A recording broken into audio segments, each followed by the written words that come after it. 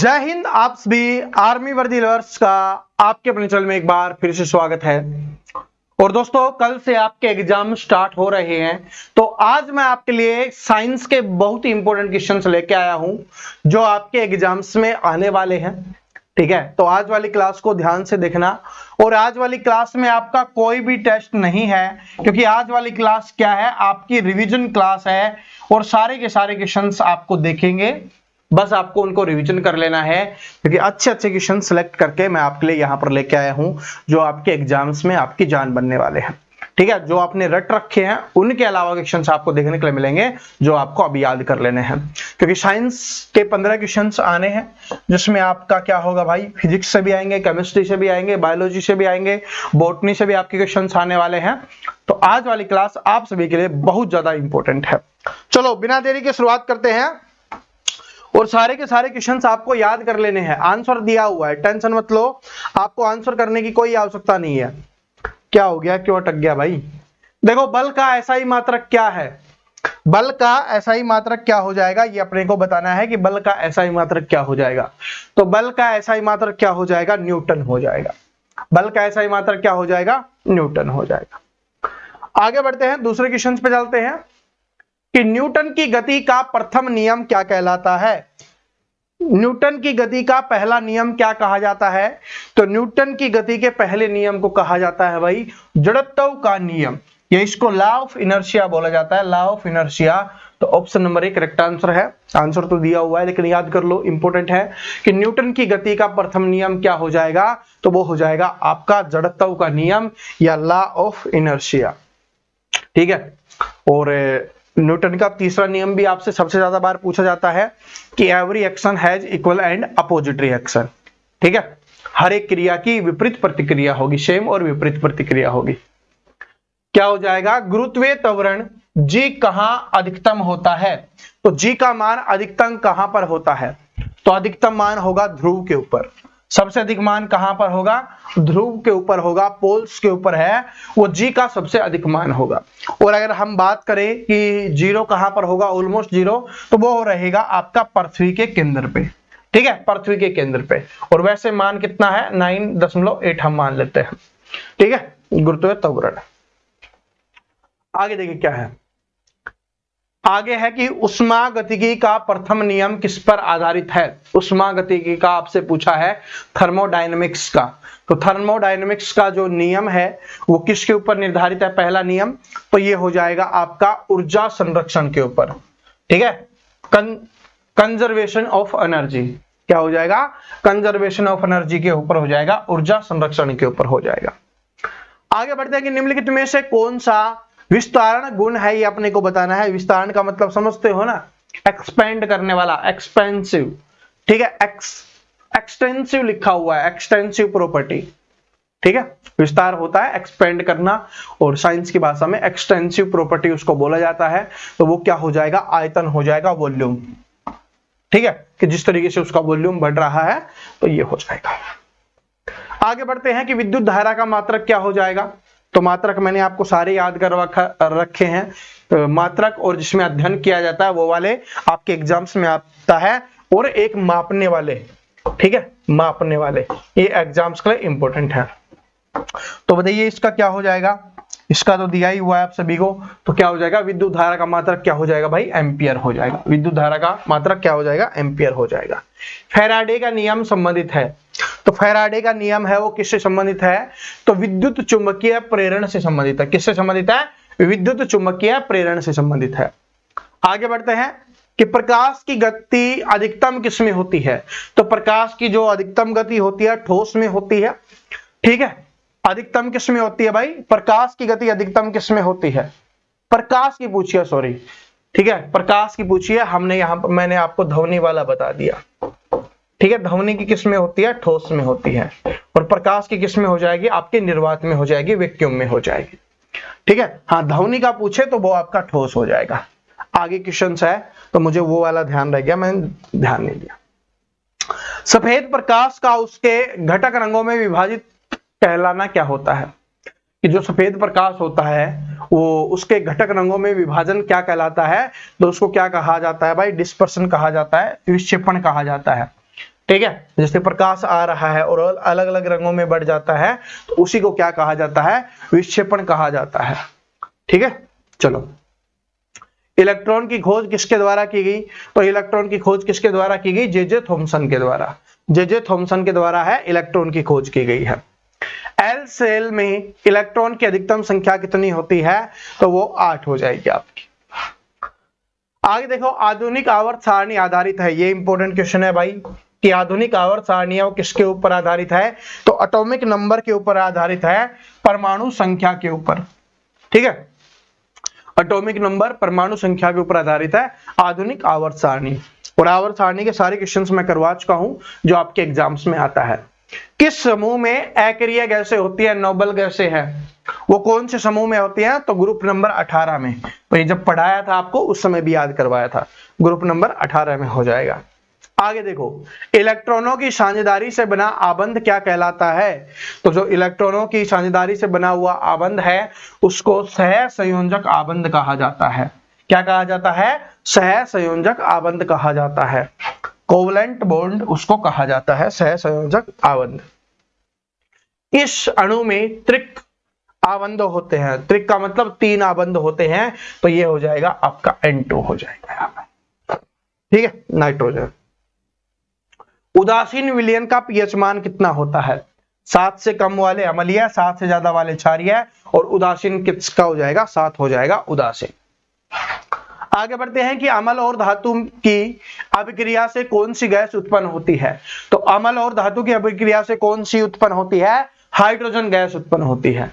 कौन सी गैस उत्पन्न होती है, हाइड्रोजन गैस उत्पन्न होती है। धातु की सतह से इलेक्ट्रॉनों का उत्सर्जन जब प्रकाश पड़ता है तो क्या कहलाता है, ध्यान से पढ़ो कि धातु की सतह से इलेक्ट्रॉनों का उत्सर्जन जब प्रकाश पड़ता है तो क्या कहला जाता है, तो उसको प्रकाश विद्युत प्रभाव कहा जाता है, फोटो इलेक्ट्रिक इफेक्ट उसको कहा जाता है। क्या कहा जाता है, फोटो इलेक्ट्रिक इफेक्ट उसको कहा जाता है। प्रकाश की द्वैत प्रकृति का प्रस्ताव किसने दिया था, यानी the dual nature of light was proposed by, किसके द्वारा दिया गया था, ड्यूल नेचर, तो ये किसके द्वारा दिया गया था, डी ब्रोगली के द्वारा। किसके द्वारा दिया गया था, डी ब्रोगली के द्वारा दिया गया था।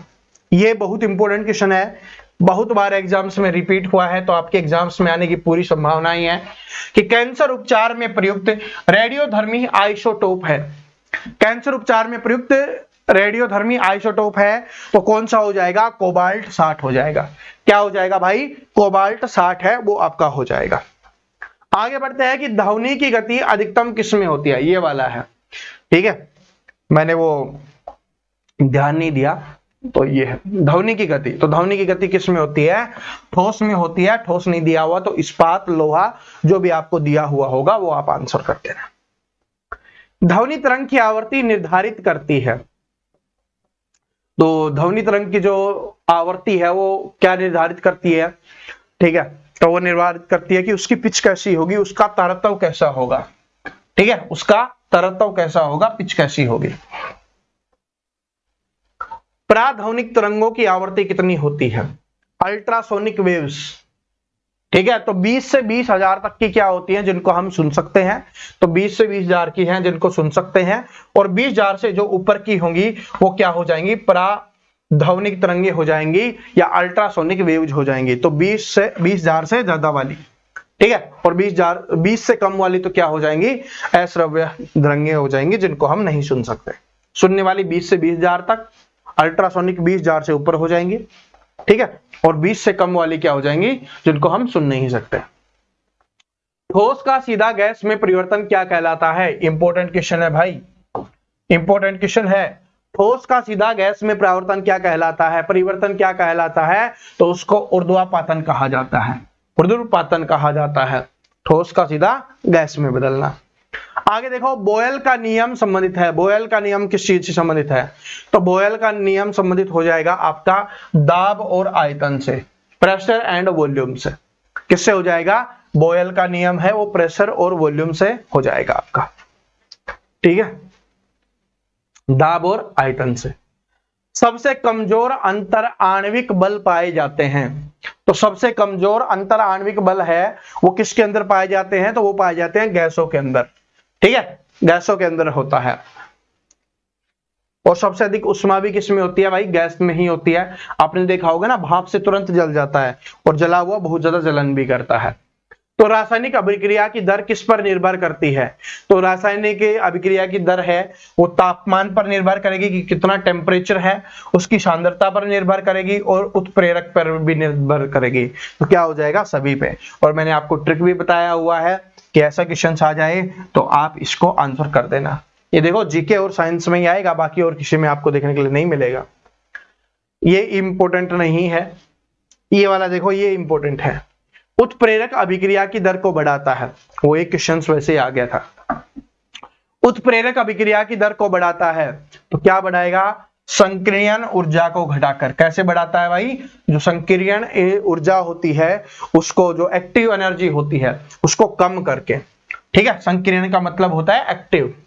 ठीक है, जो एक्टिवेशन वो एनर्जी होती है उसको कम करके क्या करता है? उत्प्रेरक अभिक्रिया की दर को बढ़ाया जाता है। साधारण नमक का जो रासायनिक सूत्र है वो क्या हो जाएगा? साधारण नमक का हो जाएगा भाई NaCl, जिसको सोडियम क्लोराइड बोला जाता है। और एक ये इंपॉर्टेंट है हाइड्रोक्लोरिक एसिड, जो हमारे पेट के अंदर पाया जाता है। ठीक है, हाइड्रोक्लोरिक एसिड आपको पता ही होगा, कल ही मैंने आपको पढ़ाया था। वायुमंडलीय दाब मापने का उपकरण क्या होता है? तो वायुमंडलीय दाब किसके द्वारा मापा जाता है? बैरोमीटर के द्वारा है वायुमंडलीय दाब मापा जाता है, बैरोमीटर के द्वारा। और सारे के सारे मैंने आपको बताया है मापन वाले, तो सारे के सारे एक बार दोबारा से आप रिवीजन कर लेना, एग्जाम्स में आने की पूरी संभावनाएं हैं। आगे बढ़ते हैं कि सबसे कठोर प्राकृतिक पदार्थ क्या है? सबसे कठोर प्राकृतिक पदार्थ, तो सबसे कठोर प्राकृतिक पदार्थ क्या हो जाएगा? आपका डायमंड हो जाएगा, यहां पर हीरा हो जाएगा। और क्या हो जाएगा? डायमंड हीरा हो जाएगा। कूलाम का नियम किसके बीच बल का वर्णन करता है? तो कूलाम का नियम है किसके बीच बल का वर्णन करता है? तो ये हो जाएगा आवेशों के ऊपर। किसके ऊपर? आवेश के ऊपर। आवेश। विद्युत विभव का SI मात्रक क्या होगा?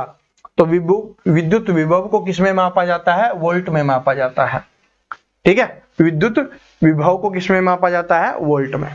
और विद्युत धारा को एम्पियर में। आगे देखो, दो हल्के नाभिकों के संयोजन से भारी नाभिक बनने की प्रक्रिया क्या कहलाती है? दो हल्के नाभिकों के संयोजन से भारी नाभिक बनने की प्रक्रिया को क्या कहा जाता है? फ्यूजन कहा जाता है, संलयन कहा जाता है। ठीक है, दो हल्के नाभिकों के संयोजन से भारी नाभिक बनने को क्या कहा जाता है? संलयन कहा जाता है। किस कण का भेदन क्षमता सबसे कम होती है? तो जो अल्फा कण होते हैं उनकी भेदन क्षमता है वो सबसे कम होती है। ठीक है, सबसे कम किसकी होती है भाई? अल्फा कण की। नेगेटिव आपका OH क्रियात्मक समूह कहलाता है। OH क्रियात्मक समूह है वो क्या कहलाता है? तो इसको कहा जाता है हाइड्रोक्सिल। क्या कहा जाता है भाई? हाइड्रोक्सिल कहा जाता है, हाइड्रोक्सिल। किस हाइड्रोकार्बन में कम से कम एक त्रिबंध होता है? किसमें होता है भाई? एक त्रिबंध। तो ये हो जाएगा आपका एल्कलाइन में। किसके होता है? एल्कलाइन में। ठीक है, किस हाइड्रोकार्बन में कम से कम एक त्रिबंध होता है? तो ये एल्कलाइन में होता है। आगे बढ़ते हैं कि एक विद्युत रासायनिक सेल में ऑक्सीकरण होता है। एक विद्युत रासायनिक सेल में ऑक्सीकरण होता है तो किसके कारण होता है भाई? एनोड के कारण। क्या हो जाएगा? एनोड के कारण हो जाएगा। एक विद्युत रासायनिक सेल में ऑक्सीकरण एनोड के कारण होता है। लोहे पर जिंक की परत चढ़ाने की प्रक्रिया क्या कहलाती है? मोस्ट इंपोर्टेंट क्वेश्चन है, मोस्ट इंपोर्टेंट है। तो लोहे पर जिंक की परत चढ़ाने की प्रक्रिया को क्या कहा जाता है? गैल्वीकरण कहा जाता है, गैल्वेनाइजेशन कहा जाता है इसको। ठीक है, तो इसको क्या कहा जाता है? गैल्वीकरण कहा जाता है। क्या कहा जाता है? गैल्वीकरण। लोहे के ऊपर जिंक की परत चढ़ाना। केशिका क्रिया की घटना किसके कारण होती है? तो जो केशिका क्रिया की घटना होती है वो किसके कारण होती है? पृष्ठ तनाव या सरफेस टेंशन की वजह से होती है। ठीक है, केशिका क्रिया की घटना किसके कारण होती है? पृष्ठ तनाव के कारण होती है, सरफेस एरिया की वजह से होती है। ठीक है जी। आगे देखिए क्या है कि कौन सा नियम कहता है कि गैसों के समान आयतन में अणुओं की संख्या समान होती है? तो कौन सा नियम कहता है कि गैसों के समान आयतन में अणुओं की संख्या समान होती है? तो ये कहा जाता है एवोगाड्रो का नियम, एवोगाड्रो का नियम। ठीक है, एवोगाड्रो का नियम कहा जाता है। तो option number C correct answer हो जाएगा। आगे देखते हैं कि प्रकाश संश्लेषण किस कोशिकांग में होता है? तो जो प्रकाश संश्लेषण होता है वो किस में होता है भाई? क्लोरोप्लास्ट में होता है। प्रकाश संश्लेषण किस में होता है? क्लोरोप्लास्ट में होता है। आगे बढ़ते हैं कि पौधे के हरे रंग के लिए कौन सा वर्णक उत्तरदायी होता है? तो पौधे के हरे रंग के लिए कौन सा होता है भाई? क्लोरोफिल हो जाएगा। कौन सा हो जाएगा? क्लोरोफिल हो जाएगा।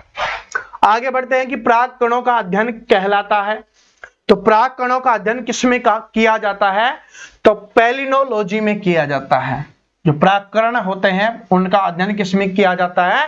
पैलिनोलॉजी में किया जाता है। ठीक है, प्राकरण पैलिनोलॉजी में। कौन सा पादप हार्मोन कोशिका दृढ़ीकरण को बढ़ावा देता है? कौन सा पादप हार्मोन है जो कोशिका के दृढ़ीकरण को बढ़ावा देता है? ठीक है, आपको बताना है। तो कौन सा हो जाएगा भाई? जिब्रेलिन। याद कर लो, बताना तो क्या है, याद कर लो। अब एग्जाम्स में ही बताना है। ठीक है, एग्जाम में आपको बताना है तो क्या हो जाएगा? जिब्रेलिन हो जाएगा। आगे बढ़ते हैं कि पौधे की पत्तियों से जल का निष्कासन कहलाता है। इंपॉर्टेंट क्वेश्चन है। पौधों की पत्तियों से जल का निष्कासन, तो उसको क्या कहा जाता है? वाष्पोत्सर्जन कहा जाता है। क्या कहा जाता है? वाष्पोत्सर्जन। बॉटनी की क्लास में पहले भी बहुत सारी करवा चुका हूं, अगर आपने वो देखी होंगी तो आप आराम से आंसर कर पा रहे होगे। ठीक है, निम्नलिखित में से कौन नाइट्रोजन स्थिरीकरण जीवाणु है? तो नाइट्रोजन स्थिरीकरण कौन सा है? राइजोबियम है। कौन सा है भाई? राइजोबियम है। बहुत बार हमने किया है इस क्वेश्चन को। तो नाइट्रोजन स्थिरीकरण जीवाणु कौन सा है? राइजोबियम हो जाएगा। और नाइट्रोजन है कौन से फसल की जड़ों में पाया जाता है? दलहन फसल की। ये भी याद रख लेना, ये भी इंपॉर्टेंट है। आलू का खाने योग्य भाग कौन सा होता है? तो आलू का क्या हो जाएगा भाई? तना हो जाएगा। आलू का तना हो जाएगा। आगे बढ़ते हैं कि द्विनिषेचन किसकी विशेषता है? द्विनिषेचन है वो किसकी विशेषता हो जाएगी? तो एंजियोस्पर्म की हो जाएगी। ठीक है, एंजियोस्पर्म की, जो एंजियोस्पर्म होते हैं उनकी क्या हो जाएगी? विशेषता हो जाएगी द्विनिषेचन। ठीक है, डबल फर्टिलाइजेशन आपने देखा होगा ना। ठीक है, मूवीज भी बनती है अब तो इसके ऊपर। फूल का नर जनन अंग कौन सा है? तो फूल का नर जनन अंग पूछे तो स्टेमेन हो जाएगा, और मादा जनन पूछे तो पुंकेसर हो जाएगा। ठीक है, तो फूल का नर जनन अंग कौन सा हो जाएगा? स्टेमेन हो जाएगा, स्टेमेन। ठीक है, और वैसे भी याद कर सकते हो पादपों में क्या है? मेन है, तो मेन है बस। मैन मतलब आदमी, तो नर का मतलब क्या होता है? आदमी होता है। निम्नलिखित में से कौन सा CH4 पादप है? तो मक्का हो जाएगा। कौन सा हो जाएगा? मक्का है, वो क्या हो जाएगा? CH4 पादप हो जाएगा। सबसे छोटा पुष्पीय पादप कौन सा है? तो सबसे छोटा पुष्पीय पादप कौन सा हो जाएगा? वोलिफिया। ठीक है, वोलिफिया है, वो क्या हो जाएगा? आपका सबसे छोटा पुष्पीय पादप हो जाएगा। प्रकाश ऊर्जा का रासायनिक ऊर्जा में परिवर्तन क्या कहलाता है? इंपॉर्टेंट क्वेश्चन है। प्रकाश ऊर्जा को रासायनिक ऊर्जा में बदलने को क्या कहा जाता है? प्रकाश संश्लेषण कहा जाता है। फोटोसिंथेसिस उसको कहा जाता है। प्रकाश से, देखो सूर्य के प्रकाश से ऊर्जा ली और उसको रासायनिक ऊर्जा में बदल देना, वो क्या कहलाता है? प्रकाश संश्लेषण कहलाता है। निम्नलिखित में से कौन सा एक अनपुष्पी पादप है? तो क्या हो जाएगा? फरन है, वो क्या हो जाएगा? अनपुष्पी पादप हो जाएगा। आपको गुलाब का पुष्प भी देखा होगा, सूरजमुखी का भी देखा होगा, आम का भी, क्योंकि सभी के फल लगने से पहले क्या आते हैं भाई? फूल ही आते हैं। नीम के वृक्ष का वैज्ञानिक नाम क्या है? तो नीम के वृक्ष का वैज्ञानिक नाम क्या हो जाएगा? तो उसका नाम हो जाएगा भाई अजादिराकटा इंडिका। ठीक है, तो ये हो जाएगा आपका, ये आपका आम का हो जाएगा मैंगोफेरा। ठीक है, ये भी आपसे एग्जाम्स में पूछा जाता है, मैंगोफेरा इंडिका हो जाएगा। पौधे में भोजन के परिवहन के लिए उत्तरदायी उत्तक कौन सा है? पौधे में भोजन के परिवहन के लिए उत्तरदायी उत्तक होता है, ठीक है, वो हमसे पूछा है। टिश्यू कौन सा है? टिश्यू को हमसे पूछा है, तो वो हो जाएगा फ्लोएम हो जाएगा। कौन सा हो जाएगा भाई? फ्लोएम हो जाएगा। आगे बढ़ते हैं कि प्रकाश संश्लेषण के दौरान कौन सी गैस निकलती है। तो प्रकाश संश्लेषण के दौरान ऑक्सीजन गैस निकलती है, और आपसे श्वसन के दौरान पूछा जाता है तो श्वसन के दौरान है वो कार्बन डाइऑक्साइड गैस क्या होती है, निकलती है। अगर पूछा जाए कि प्रकाश संश्लेषण के दौरान कौन सी गैस है वो ग्रहण की जाती है, तो कार्बन डाइऑक्साइड गैस है वो ग्रहण की जाती है या अवशोषित होती है, अवशोषित भी लिख देता है। तो कौन सी गैस अवशोषित होती है, तो कार्बन डाइऑक्साइड हो जाएगा। लेकिन अगर श्वसन में पूछे तो फिर ऑक्सीजन हो जाएगा। ठीक है, तो ये विपरीत है, याद रख लेना। दुनिया का सबसे बड़ा फूल कौन सा है, तो रेफलेशिया क्या हो जाएगा, दुनिया का सबसे बड़ा फूल हो जाएगा रेफलेशिया। क्या हो जाएगा, रेफलेशिया हो जाएगा। आगे बढ़ते हैं कि बीज अंकुरण की प्रक्रिया किसके द्वारा शुरू होती है। तो जो बीज अंकुरण की प्रक्रिया है वो जल के द्वारा शुरू होती है। ठीक है, जैसे आपने देखा होगा ना, आप चने भिगोते होगे, रेस करते हो, या मूंग भिगोते होगे, तो पानी में ही तो डालते हो ना। आपके पास वहां पर प्रकाश होता है, फ्रिज में भी रख देते हो और घर के अंदर भी रखते हो ना, प्रकाश होता है और कुछ भी चीज नहीं होती है। ठीक है, प्रकाश नहीं होता तो यही छोड़ दो, तो क्या हो जाएगा, जल होना जरूरी है, क्योंकि जैसे ही गिला हुआ वो नमी आते ही वो अंकुरित हो जाता है। किस पौधे को बंगाल का आतंक कहा जाता है, तो जलकुंभी पौधा है उसको बंगाल का आतंक कहा जाता है। तो ये जहां पर भी जल होता है उसके ऊपर फैल जाता है। ठीक है, तो पतझड़ में पत्तियों के गिरने की घटना को क्या कहा जाता है, तो ये भी इंपॉर्टेंट क्वेश्चन है भाई। ठीक है, पतझड़ में पत्तियों के गिरने की घटना को क्या कहा जाता है, अपमोचन कहा जाता है। ठीक है, क्या कहा जाता है, अपमोचन। क्या कहा जाता है, अपमोचन कहा जाता है। आगे बढ़ते हैं कि कौन सा पौधा कीटों को फंसाकर खाता है, ये भी मोस्ट इंपोर्टेंट क्वेश्चन है। ये भी क्या है, मोस्ट इंपोर्टेंट क्वेश्चन है कि कौन सा पौधा है जो कीटों को फंसाकर खाता है। तो नेफेथिस नामक जो पौधा है वो क्या हो जाएगा, कीटों को फंसाकर खाता है। आगे बढ़ते हैं, निम्नलिखित में से कौन सा एक बीजपत्री पादप है, तो क्या हो जाएगा, गेहूं हो जाएगा, जो क्या है भाई अपना एक बीजपत्री पादप हो जाएगा। ठीक है, आगे बढ़ते हैं, नर और मादा युग्मकों के संलयन की प्रक्रिया क्या कहलाती है, तो उसको कहा जाता है निषेचन यानी फर्टिलाइजेशन कहा जाता है। ठीक है, नर और मादा युग्मों के संलयन की प्रक्रिया को क्या कहा जाता है, तो उसको निषेचन या फर्टिलाइजेशन कहा जाता है।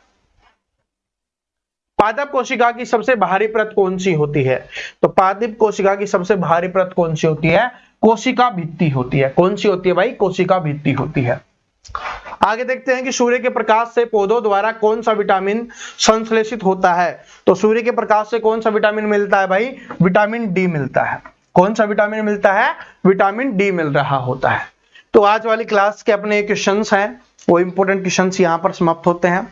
आपने सब कुछ पढ़ा हुआ है तो आपको कोई टेंशन लेने की आवश्यकता नहीं है, बस आप आराम से पेपर देने जाना। अपने एडमिट कार्ड, डॉक्यूमेंट्स, आईडी हो गई, आपकी फोटो हो गई, और समय पर जरूर पहुंच जाना और एग्जाम को आराम से रिलैक्स होकर देना है। और फिर आपको कैसा लगा एग्जाम, सभी स्टूडेंट इंस्टाग्राम पर टैग कर देना। ठीक है, सभी का पेपर अच्छा होगा, मेरी तरफ से सभी को ऑल दी बेस्ट है। जिनका कल एग्जाम है और आने वाले समय में एग्जाम है तो आपका क्या है, सभी को ऑल दी बेस्ट है। बड़े मजे से करना, बहुत अच्छा आपका स्कोर होगा और आपको सिलेक्शन लेने से कोई नहीं रोक पाएगा।